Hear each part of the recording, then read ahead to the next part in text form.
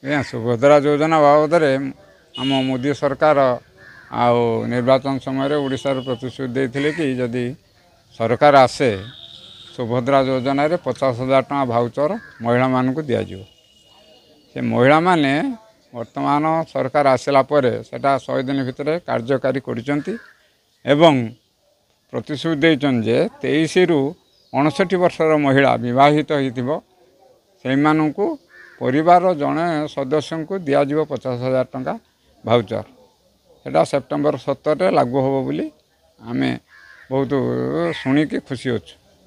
ତେବେ ଦୁଃଖର କଥା ଏଇଆ ଯେ ଗୋଟିଏ ରେସନରେ 3-4ଟି ସ୍ତ୍ରୀ ଲୋକ ଆସୁଛନ୍ତି ହେଲେ ଜଣେ ପାଇବ ତେଣୁ ଆଉ 2-4 ଜଣ ତାଙ୍କ ଭିତରେ ଦ୍ୱନ୍ଦ୍ୱ ହେବ। ତା ଭିତରେ ଯଦି ସରକାର ଚିନ୍ତା କରି କି ପ୍ରକାର ବନ୍ଦୋବସ୍ତ କଲେ ସମସ୍ତେ ଶାନ୍ତି ପାଇପାରିବେ ସେ ବିଷୟରେ ଚିନ୍ତା କଲେ ସରକାର ତରଫରୁ ଭଲ ହେବ। ବା ରେସନ କାର୍ଡ଼ ଉଠାଇ ଦେଇକି ଯଦି ପ୍ଲେନ୍ଲି ସମସ୍ତଙ୍କୁ ଦିଆ ହେଇପାରନ୍ତା ସେମାନେ ବହୁତ ଖୁସି ହୁଅନ୍ତେ। ସୁଭଦ୍ରା ଯୋଜନା ବାବଦରେ କ'ଣ ଜାଣିଛନ୍ତି?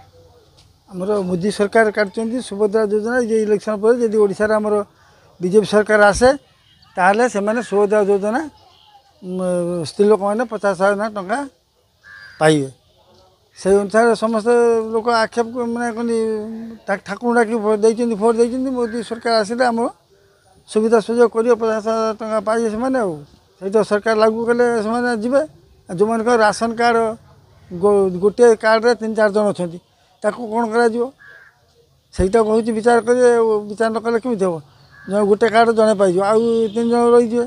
ଗୋଟେ ପରିବାର ଭିତରେ 4ଟା ବୋଉ ଅଛନ୍ତି ସେ ଗୋଟେ ପାଇବେ ଆଉ 3ଟା ପାଇବେନି। ସେମାନେ ମନ ଦୁଃଖ କରିବେ ତାଙ୍କ ଭିତରେ ପ୍ରତିବାଦ ସୃଷ୍ଟି ହେବ। ସେଇଟା ସରକାରଙ୍କ ଉପରେ ନିର୍ଭର। ସରକାର ଯାହା ବିଚାର କରିବେ ଆମେ ସେଇଟାକୁ ଗ୍ରହଣ କରିବୁ। ଆଉ 23 ବର୍ଷଠୁ 59 ବର୍ଷ ପର୍ଯ୍ୟନ୍ତ ଯେଉଁ ଝିଅ ବୋହୂମାନେ ବିବାହିତା ସେମାନଙ୍କ ପାଇଁ ମିଳିବ। ଏଇଟା ଯେକୌଣସି ପ୍ରକାର ଗୋଟେ ବିଜନେସ୍ କରିବେ। କିଏ ହେଉଛି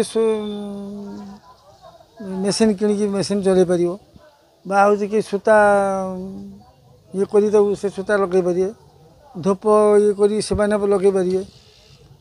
ଏଇଭଳି ସେମାନେ କାମ କରିପାରିବେ। ଆଉ ଯେଉଁମାନେ ଯେଉଁ କାମ ଜାଣିଛନ୍ତି ହାତ କାମ ସେମାନେ ସେ କରିପାରିବେ।